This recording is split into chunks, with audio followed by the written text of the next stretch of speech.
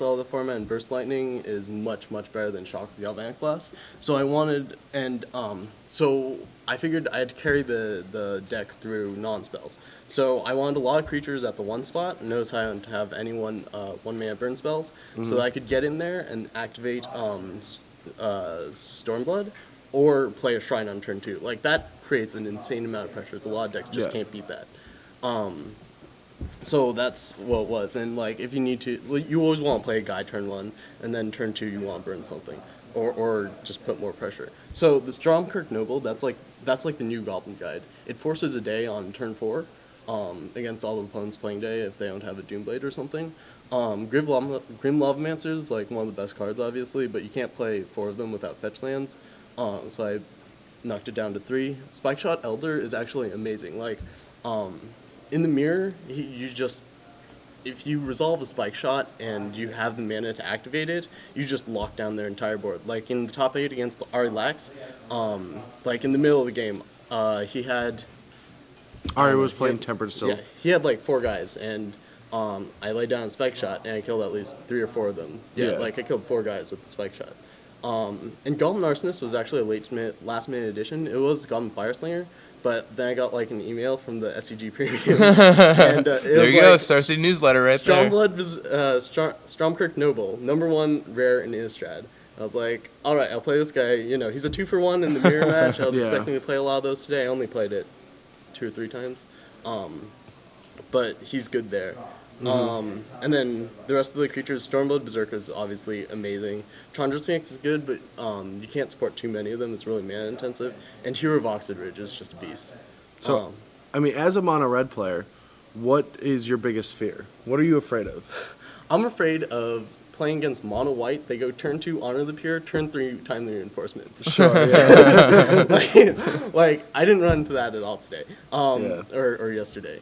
But like, aside from that, there's not really much scary. Like, if someone resolves a Wurmcoil, it's bad, but there's a lot of tricks you can do to keep them from gaining life. Like, if they attack with the Wurmcoil, you block and then shoot your own guy. Yeah. And so there's no combat damage, or you fly over with the Phoenix, or you just like burn them to death. I mean, burn them with untapping. Yeah. Yeah, I've had a lot of really close games. Basically, you need to get 15 with your creatures and stuff, and then you just brimstone them out or whatever. Yeah. Brimstone's a pretty amazing card. It's unfair. Yeah, I would say it's Shrapnel Blast. It's pretty good. Yeah. Well, I mean, yeah, it's pretty close to Shrapnel Blast. I didn't actually play during Mirrodin, but like, it's not an issue when you have that many creatures. It's not an issue to have one die. Like I talked about it yesterday, and I was thinking that the only time it deals 3 damage to a player is when they're dead. Yeah. I mean, if your creatures aren't dying, you're probably winning. So, I mean... it's usually either 3 to a creature or 5 to a player. Yeah. How are the Goblin Arsonists for you? I mean, I only played... I think I only played 2 mirrors. Yeah, I only played 2 mirrors, so, like, they didn't have a chance to shine, but they definitely locked down the board. Like, they block other Stromkirk Nobles or whatever. So you'd play them again? I don't know if I'd play mono red again, because I don't know. I thought I tried really hard not to play mono red because I always play mono red and everyone makes fun of me for it. So with a name like Doberne, I mean. But I looked at when I was playing in the semifinals against Todd Anderson. Yeah. Like, I looked at his list and I'm like, this is actually really good.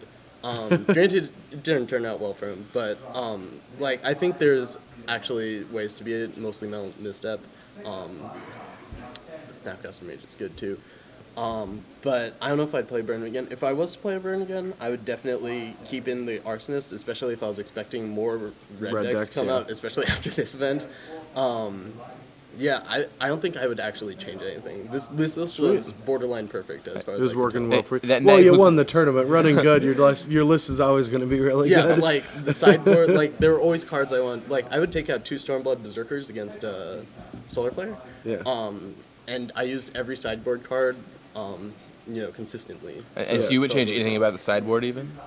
I don't think so. Like, the one card that was... Well, the 2 cards that were somewhat underwhelming were Sword of War and Peace and Traitorous Blood.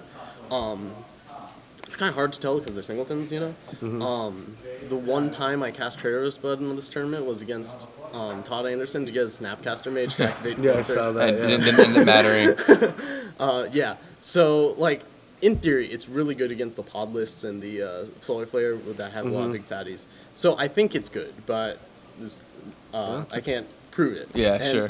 Sword and War and Peace, there's one matchup. Like I was playing against someone who played Timely, and I put a Sword of War and Peace and got through for like 1 million. So it seems good. I guess that's the most questionable card, but like I was extremely happy with the list. You don't feel like a lot of red players are like, oh man, timely reinforcements. You don't feel like it's that big of an issue. Only if they have Honor the Dead. Like, I mean, You heard it here first. Most of the time, you board into 4 heroes, and then Yeah. Yeah, and then just they dare go them. timely. You're like, all right, hero of Oxid Ridge, attack you, and Yeah. you're in pretty good shape. Yeah, I never really liked Hero last time playing Magic. Probably don't like it anymore after set rotation. Fair enough. Did you seem to like the new format? See a lot of cool decks out there, and I mean, you won, so it can't be all that bad, right? yeah, like it seems interesting. I think there's still a lot of unexplored space. I mean, I just stuck with the red deck. I saw like a few Bant pod lists were pretty beatdown heavy, and like I thought that was pretty cool. I think there's an issue in that Solar Flare is just so good against normal control decks, and not so good against aggro decks. Like if you want to play a mid-ranger's control deck, you're gonna have so much problem against Solar Flare, even if you can beat the aggro decks. And Solar Flare is obviously always going to be a deck because it sideboards into like 4 timelies, and then with Snapcaster Mages, that's actually like 7 timelies. So, yeah. Yeah, it's quite a few timely reinforcements. Yeah. Well, very cool. I mean, do you feel like your list is just got to be way better than this one, right? I mean, you won the tournament, so clearly it's got to be better than anything here. Anything from Scott's list, though, that you would incorporate into your own build? I mean, mine fits my playstyle. I'm actually a really conservative red player. Okay. I do like the gut shots, actually. It's very good. It seems very good in the mirror, and Todd Anderson had them in the sideboard. Yeah. Like, that seems like it could be good. There's so many one-top. It's interesting that he ran 4 gut shots and only 3 shock, though. Yeah, I wonder that how is much very that free mana actually is relevant. I mean, I I mean, if you want to play a 1-drop and kill their Skirk Noble, but I think that's about the only time, right? Or one drop you like want- Kill Birds or something like that. also, if you don't have a 1-drop and you want to burn them on turn 2 and play as Stormblood. Oh, that's true. Oh, there wow, it yeah, is. that's Yeah, pretty yeah, sweet. Like, there it is. Stormblood is really hard to deal with. Oh, yeah. That's what it it's, is. It's as good and constructed as it is. If not better, because you're like activating it all the time.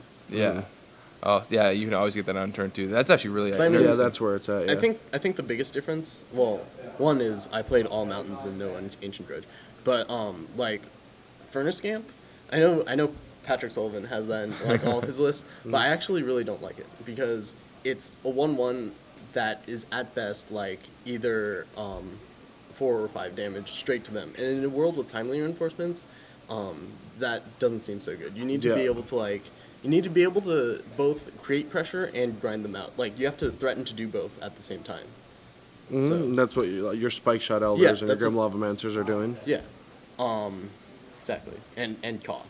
Like, Yeah, and Koth. Yeah, I love the Koths. yeah, that's actually a huge thing. In my sideboard matches against Solar Flare, I added a mountain. I took out 2 Stormblood Berserkers and like Arc Trails or something. But I made it so I had all 7 of my 4-drops.